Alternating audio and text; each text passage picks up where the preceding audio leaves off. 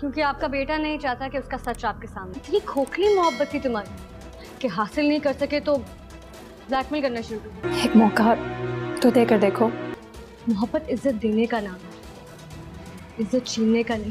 کبھی میں کبھی تم کے آنے والے ایپیسوڈ میں آپ لوگ دیکھیں گے کہ آخرکار عدیل اپنے ماں باپ کو رباب کے گھر لے ہی آئے گا، اور دوسری طرف رباب جب باہر سے واپس آئے گی تو وہ خوش ہونے کے بجائے اپنے سسرال والوں پر بہت ہی غصہ ہو جائے گی.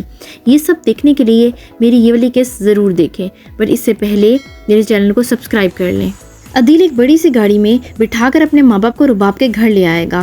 جب اس کی والدہ رباب کے گھر پہنچیں گی تو وہ کہیں گی عدیل تم اتنے بڑے گھر میں رہتے ہو، کیونکہ وہ بہت ایک لالچی عورت ہے. اور وہ کہیں گی یہ عدیل یہ گھر کم اور محل زیادہ لگ رہا ہے. جس پر عدیل کہے گا امی آپ لوگوں کو رباب یہاں دیکھتی تو وہ بہت ہی خوش ہو جاتی، کیونکہ وہ آپ لوگوں سے بہت ہی محبت کرتی ہے. اور یہ بھی ہو سکتا ہے کہ رباب جب باہر سے واپس آئے تو وہ خوش ہونے کے بجائے بہت ہی غصہ ہو جائے اور وہ کہے گی میں باہر کیا گئی، آپ لوگوں نے میرے گھر پہ ڈیرا ہی جما لیا. آپ لوگوں کی تو یہی اصلیت ہے، جہاں پیسہ دیکھا وہیں ڈھیر ہو گئے. آپ کو یہاں کس نے اجازت دی ہے رہنے کی؟ جس پر عدیل کے بابا دنگ رہ جائیں گے اور وہ سوچیں گے کہ میں اسی لیے صحیح سوچتا تھا کہ یہاں ہمیں آنا ہی نہیں چاہیے تھا، عدیل نے تو ہمیں ذلیل و خوار کر کے رکھ دیا. عدیل کہے گا کیا ہو گیا ہے رباب تمہیں، تم پہلے تو اتنی میٹھی میٹھی باتیں کرتی تھی.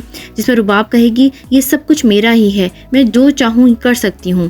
اب میں یہاں پر اپنے بزنس پارٹنرز کو لے کر آؤں گی اور تم سب کے سامنے ان سے بزنس میٹنگ کروں گی. تم سب نے تو میرے گھر میں ڈیرے ہی ڈال رہے ہیں.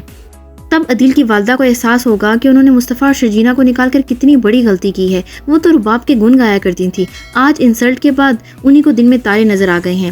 جس پر وہ عدیل سے کہتی ہیں عدیل ہمیں گھر واپس لے جاؤ، آج اس کا بدلا ہوا چہرہ ہم نے دیکھ ہی لیا ہے. جس پر عدیل کہتا ہے رباب میرے ماں باپ سے معافی مانگو ورنہ میں یہاں پر نہیں رکوں گا. جس پر رباب کہتی ہے میں معافی تو کبھی بھی نہیں مانگوں گی.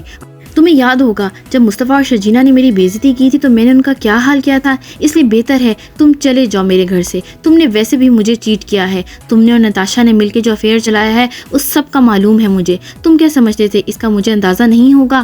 تم نے بہت بڑا دھوکہ دیا ہے مجھے عدیل. اب ذلت ہی تمہارا مقدر بنے گی. اور ڈیڈ مجھے بالکل ٹھیک کہا کرتے تھے، تم صرف میرے پیسے کی وجہ سے میرے آگے پیچھے بھاگتے ہو ورنہ تمہیں میری کوئی ضرورت نہیں. یہ سب دیکھنے کے لیے میرے آگے آنے والی کیس ضرور دیکھیں.